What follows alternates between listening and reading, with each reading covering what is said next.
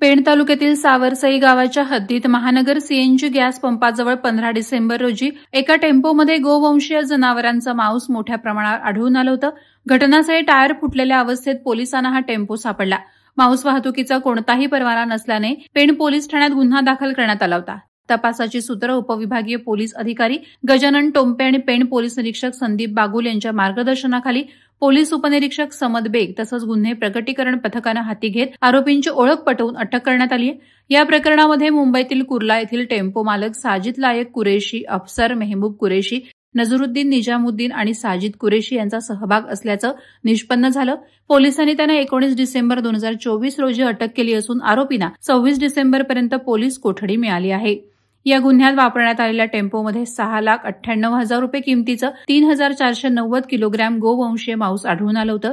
वरिष्ठांच्या आदेशानुसार हे मांस नष्ट करण्यात आलंय, तर 3 लाख रुपये किमतीचा टेम्पो जप्त करण्यात आलाय।